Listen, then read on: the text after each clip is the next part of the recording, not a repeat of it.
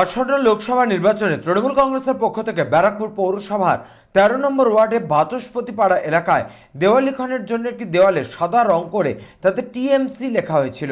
বুধবার সকালে ব্যারাকপুর পৌরসভার ১৩ নম্বর ওয়ার্ডের পৌরপিতা সুরেন্দ্র কুমার ভার্মা জানতে পারেন কেউ বা কারা তাদের লেখা দেওয়াল মুছে ফেলেছেন।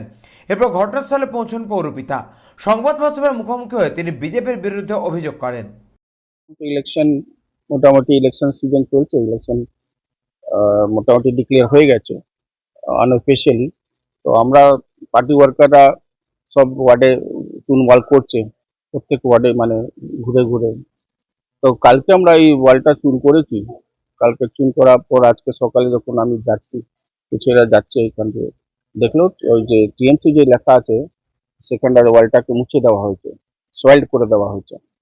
এটা এটা এটা এখন তো বিজেপির ছেলেপেলেরাই করছে, যেটা যেভাবে কেন্দ্র সরকার নরেন্দ্র মোদী বাংলাকে মানে মেলাইন করার চেষ্টা করছে, টার্নিশ করার চেষ্টা করছে আমাদের মুখ্যমন্ত্রী।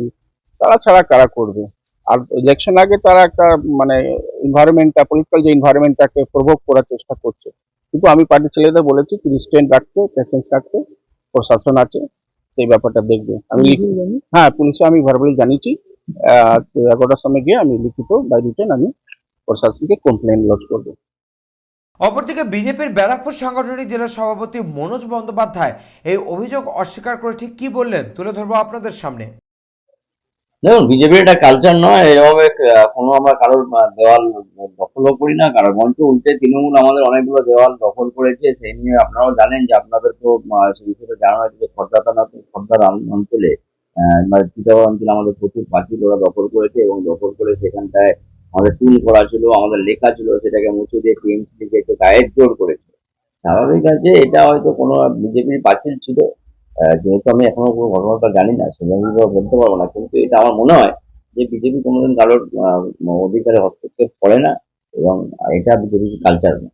বিজেপি তখন সম্ভবত করেনি, ওই জায়গাটা হয়তো কোথাও অন্য কিছু ঘটনা ঘটতে থাকতে পারে, কিন্তু বিজেপি কারোর দখল করেনি। ওটা তৃণমূলের কালচার আছে, বিজেপি যত পার্টি আছে তারা আস্তে আস্তে অনেক ক্ষেত্রেই দখল করেনি। ব্যারাকপুর থেকে সৈকত গঙ্গোপাধ্যায়ের রিপোর্ট, চ্যানেল 24/7।